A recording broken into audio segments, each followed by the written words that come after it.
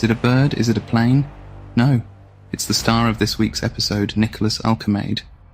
Plummeting to the earth without a parachute from 18,000 feet in the air, a fall from such a height is almost always fatal.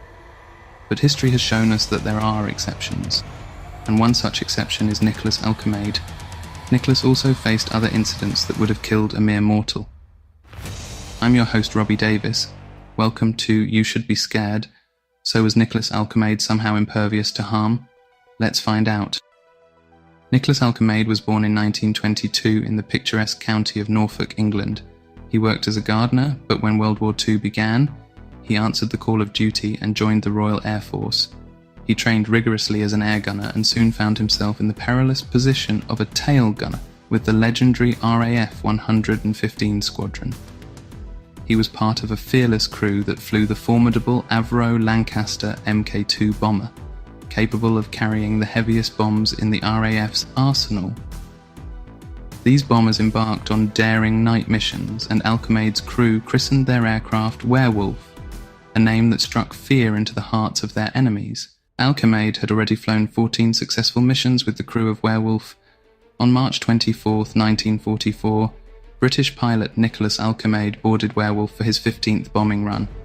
The war was nearing its climax and Germany was already in retreat. Despite this, the German air defences remained formidable. Nicholas discovered this when his plane was intercepted by a German fighter over Frankfurt.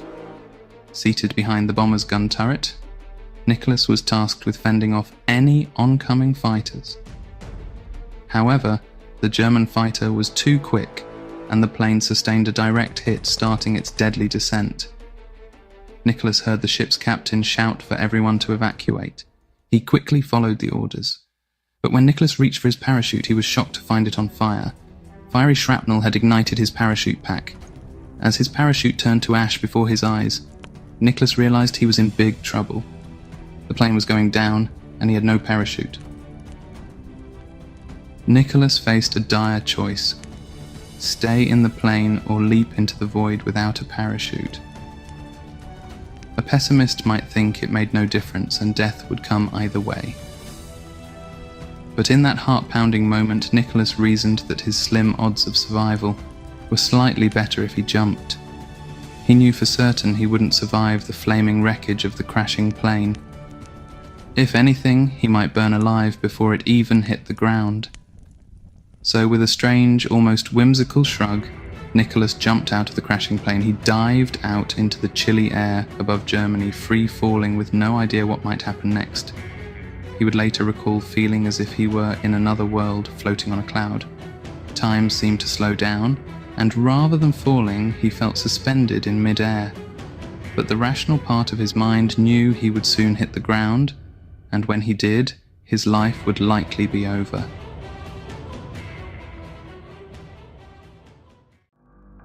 He braced himself for the inevitable impact, but then something extraordinary happened. Just before reaching the ground, he blacked out. The next thing he knew, he was waking up on a soft bed of snow, gazing at a pristine German forest with snow-covered trees and picturesque snowbanks. He wondered, am I dead? Am I a ghost? Was he cursed to haunt this German forest for eternity?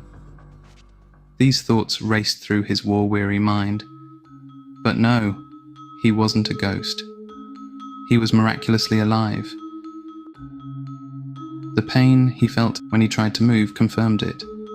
Despite being otherwise unscathed, the way he landed had bent his knee awkwardly beneath him.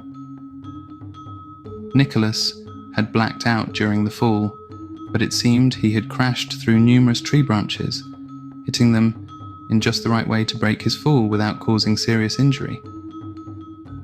He then landed on a massive mound of soft snow. It was only the awkward twist of his leg beneath him that injured his knee. Otherwise, he might have walked away from this crash landing completely unharmed.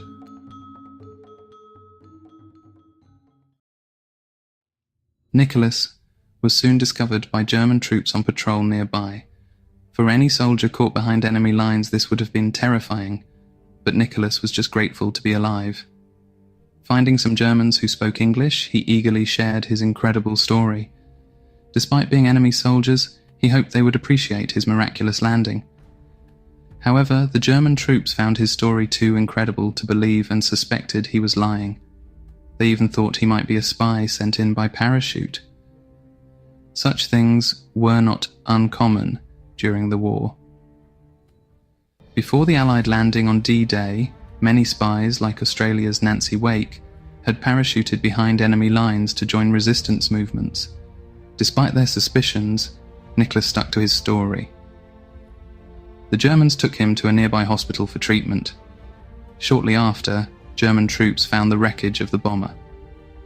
They discovered a burned parachute inside the gun turret, just as Nicholas had described.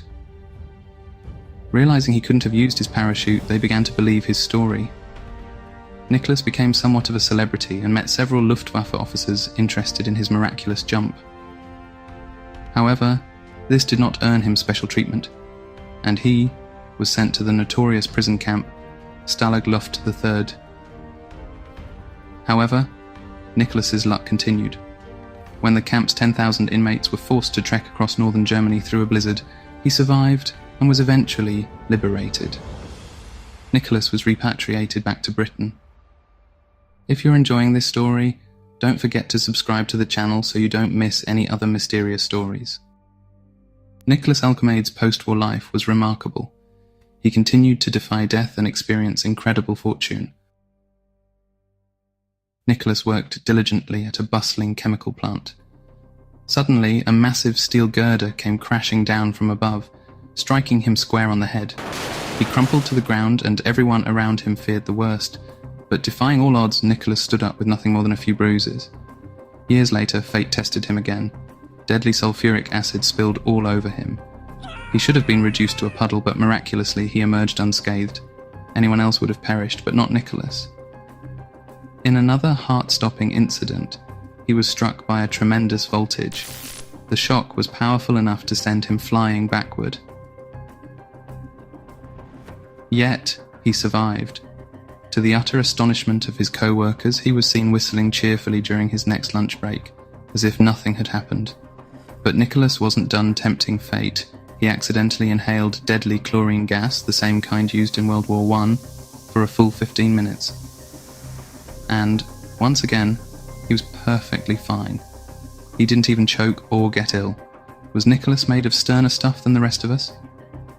It often seemed as if he simply couldn't die, but in the end he met a very ordinary fate.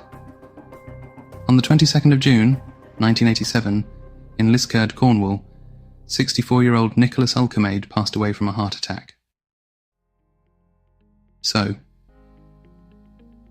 what do you think was the secret behind Nicholas Alkemade's incredible survival? Was he truly invincible, or just extraordinarily lucky? I was going to end with a joke about airplanes, but honestly, they never really take off for me. To me, they're just Boeing. Get it? Boeing. Boring. Seriously, I'm wasted here. Have you ever experienced a near miss or a wild survival story? Share your tales in the comments below. If you're not ready to finish, why not explore more captivating stories on the screen now? Stay curious, stay cautious, and stay tuned for more spine-chilling episodes. Remember, you should be scared.